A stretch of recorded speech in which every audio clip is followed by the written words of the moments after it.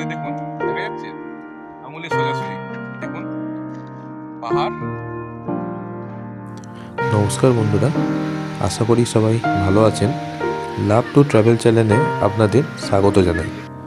বন্ধুরা, আজ আমাদের অযোধ্যা পাহাড় ঘোরার দ্বিতীয় দিন। আজ সারাদিনে আমরা অনেক কিছু ঘুরে ঘুরে দেখব। তাহলে চলুন সবার আগে সারাদিনে কি কি দেখব তার প্ল্যানটাকে করে ফেলি।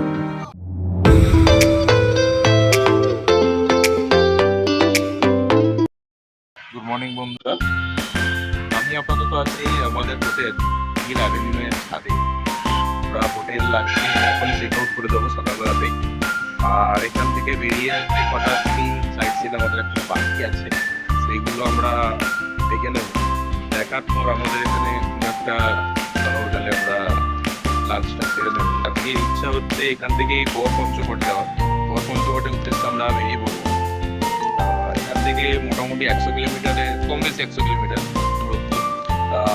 বাইকে এই রাস্তা কভার করতে 2 ঘন্টা কাছাকাছি তো লাগবে।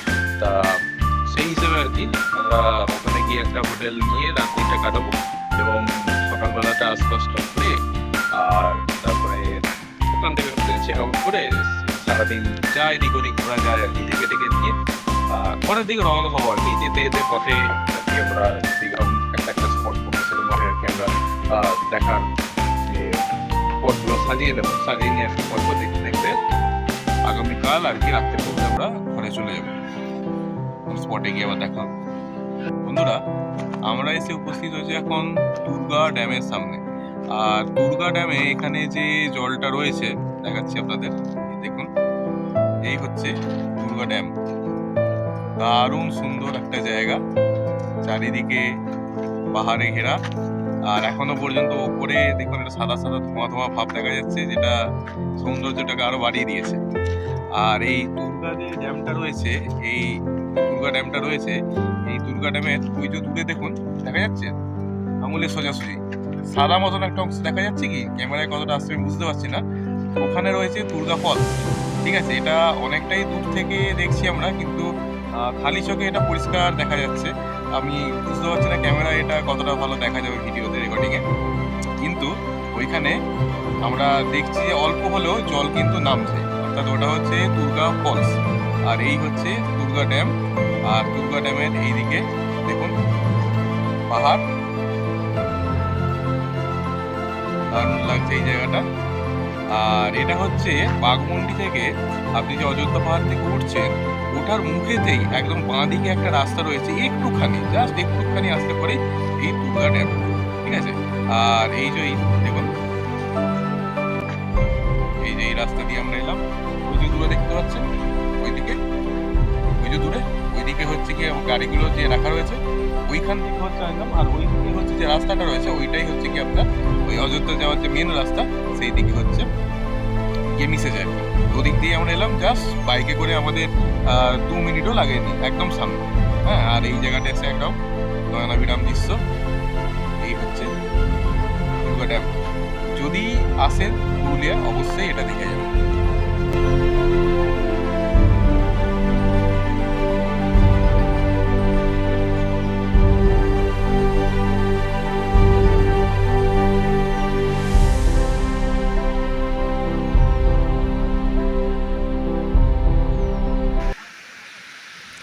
বন্ধুরা, আমরা চলে আসলাম দুর্গা ঝর্ণা দেখতে। অযোধ্যা পাহাড়ে উঠতে শুরু করার কিছু পরেই আপনারা পেয়ে যাবেন দুর্গা ফলস। কিন্তু এখানে নামা খুবই কষ্টকর, কারণ এখানে সিঁড়ি করা নেই, পাথরে ধাপ কাটা আছে এবং কোথায় কোথায় তাও নেই। খুবই খাড়াই এবং দুটি ধাপের মধ্যে যথেষ্ট ফাঁক রয়েছে। যারা বয়স্ক এবং যাদের হাঁটুতে অসুবিধা আছে তাদের না নামাই ভালো। দেখুন আমি কীরকম রাস্তা দিয়ে নামছি। তবে একবার যদি আপনি নিচে নেমে পড়েন তবে আপনার মনে হতে বাধ্য যে নিচে নামাটা সার্থক হয়েছে। অপূর্ব সুন্দর এই ঝর্ণা। ছোট হলেও কী হবে, এখানে কৃত্রিমতার কোনো স্থান নেই। মানে মানুষ এখানে কিছু পরিবর্তন করেনি, প্রকৃতি একে যেভাবে সৃষ্টি করেছে এটা সেই রূপেই বিরাজমান। তবে এখানে কিন্তু অনেক মানুষ নেমে পড়েছেন এবং কিছু বয়স্ক মানুষও চোখে পড়ল। আসলে মানুষের মনের জোর থাকলে মানুষ অনেক অসাধ্য সাধন করে ফেলে। ঝর্ণা দেখে আমি আবার উপরে চলে এলাম। রাস্তা থেকে গাছের ফাঁক দিয়ে ঝর্ণাটার কিছুটা দেখা যাচ্ছে। এখানে স্থানীয় মানুষ কিছু পসার সাজিয়ে অপেক্ষা করছে বেচা কেনার জন্য। বন্ধুরা, চলে এলাম বামনি ঝর্ণা দেখতে। বামনি ঝর্ণার নাম আমি খুবই শুনেছি, আজ প্রথম চাক্ষুষ করব। আপনাদের সামনেও তুলে ধরব আমার অভিজ্ঞতা।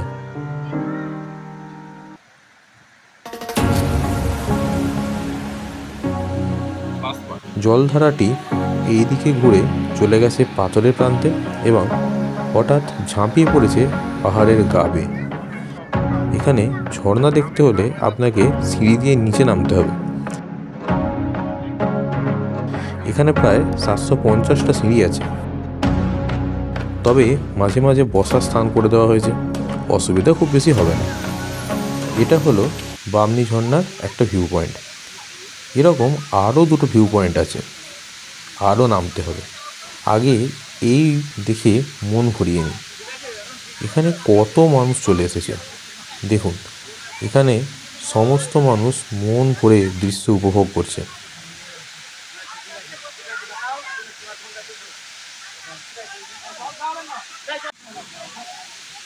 দেখুন, যারা ক্লান্ত হয়ে পড়েছে তারা বসে বসে বিশ্রাম করছেন। দূরের পাহাড়গুলো ভালোই দেখা যাচ্ছে। এখানে অনেকেই ছবি তুলছিলেন, কিন্তু বন্ধুরা, অনেকেই ছবি তুলতে ঝর্ণার একদম ভিজে পাথরে উঠে যাচ্ছিলেন। এটা কিন্তু মোটেও উচিত নয়। পাথরগুলো 365 দিনই ভিজে থাকে। হঠাৎ পা পিছলে যাওয়া অস্বাভাবিক নয়, আর পা পিছলে গেলে যে কী হতে পারে বুঝতেই পারছেন। এখানে কাছাকাছি চিকিৎসার কোনো ব্যবস্থা নেই, তাই আপনার সঙ্গে যারা রয়েছে তারাও কিন্তু বিপদে পড়তে পারেন। আনন্দ অবশ্যই করুন, কিন্তু সতর্কতা বজায় রেখে। এই স্থানটা থেকে বোঝা যাচ্ছে যে আমরা অনেকটা উঁচুতে আছি। দেখুন বন্ধুরা, এই দৃশ্য সামনে থেকে দেখলে আপনার চোখও আনন্দ পাবে। যাই হোক, এরপর কিছুটা নিচে নামতেই আমরা পেয়ে গেলাম দ্বিতীয় ভিউ পয়েন্ট। কী অপূর্ব দৃশ্য! এখান থেকে যে সময় কিভাবে কেটে যাবে তা আপনি বুঝতেও পারবেন না। আমরাও এখানে অনেকটা সময় কাটিয়ে ফেললাম। বন্ধুরা, শেষ ভিউ পয়েন্টটা পাহাড়ের একদম তলায়। সেখান পর্যন্ত পৌঁছানোর জন্য কিন্তু সিঁড়ি করা নেই, ওই পাহাড় বেয়ে নামতে হবে। এবং কয়েকজন যারা উপরে উঠছিলেন তাদের থেকে জানতে পারলাম এটা বেশ সময় সাপেক্ষ ব্যাপার। তাই আমরা ফেরার সিদ্ধান্ত নিলাম, কারণ আমাদের 2:30টার সময় পঞ্চকোটের উদ্দেশ্যে যাত্রা শুরু করতে হবে।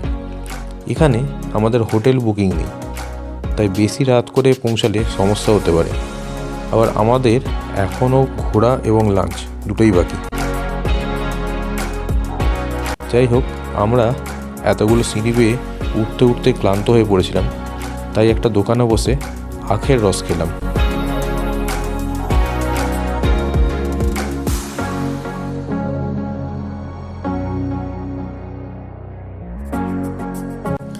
বন্ধুরা, এরপর আমরা পৌঁছে গেলাম ময়ূর পাহাড় দেখতে।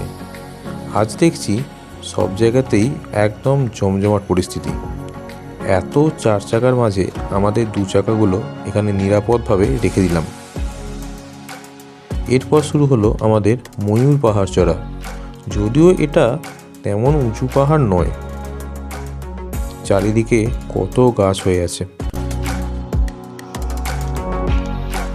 অবশেষে আমরা ময়ূর পাহাড়ের টপে পৌঁছানোর পথেই। খুব বেশি খাড়াই নয়, একটা কষ্ট হলো না। তবে বামনি ফলসে যেরকম অনেকটা পথ নামতে হয়েছিল, উঠতে হয়েছিল, এখানে সেরকম কিছু নয়, আরামসে ওঠা যায়।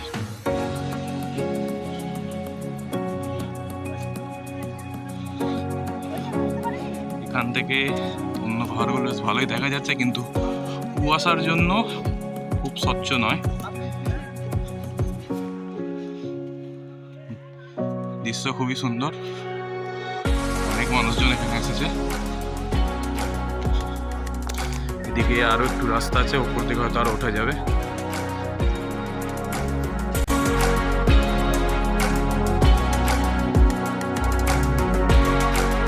দেখুন পাহাড়ের উপর থেকে এইভাবে দাঁড়িয়ে অন্য পাহাড়গুলো দেখতে খুব সুন্দর লাগে।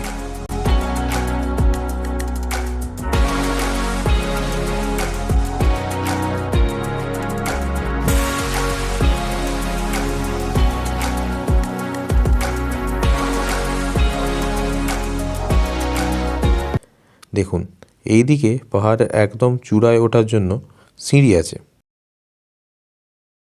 এমন কিছু সিঁড়ি নয়, খুব কম সংখ্যক সিঁড়িই আছে।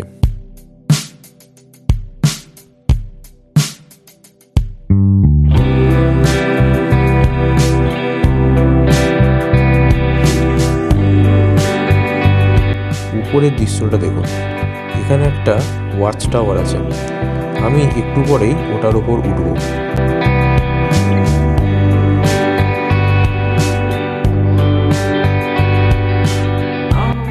দেখুন এখানে কে বিরাজ করছেন, বজরংবলী। দেখুন ওয়াচ টাওয়ারের ওপর থেকে দৃশ্য।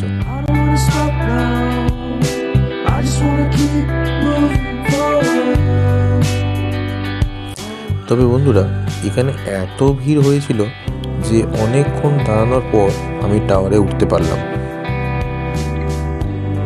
দূরে কত পাহাড় দেখা যাচ্ছে। সময় হলো এখান থেকে ফেরত যাওয়ার। এবার আমরা এসে পৌঁছলাম সীতাকুণ্ডে। ওই যে নিচে কুণ্ডটা দেখা যাচ্ছে, ওটাই এখানে সীতাকুণ্ড নামে পরিচিত। এখানে একটা ছোট্ট পাহাড়ি নালা আছে। দেখুন একটু দূরে একটা ছোট্ট ঝর্ণার মতো সৃষ্টি করেছে। চলুন এবার আমরা সীতাকুণ্ডটা দেখি। এই হলো সীতাকুণ্ড। 2-3টি স্থান দিয়ে আমরা বুদবুদ উঠতে দেখলাম। মনে হয় এটা একটা উষ্ণ প্রস্রবণ। এর একটা আধ্যাত্মিক দৃষ্টিভঙ্গি আছে স্থানীয় মানুষজনের কাছে। সেই ধারণাটাই ইনি আমাদের শোনালেন।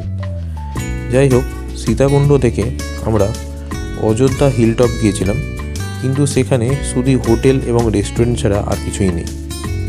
এরপর আমরা একটা ভালো রেস্টুরেন্ট খুঁজতে লাগলাম লাঞ্চ করার জন্য।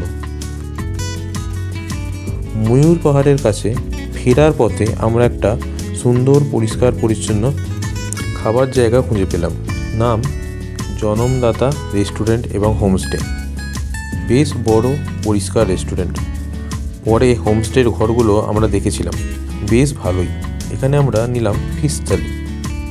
ছিল ভাত, ডাল, আলু ভাজা, স্যালাড, আলু পোস্ত, আলু সবজি, মাছের ঝোল, পাঁপড় ভাজা, আচার। প্রত্যেকটা জিনিস এরা চাইলে আবার দিচ্ছে। খাবারের টেস্ট খুব ভালো।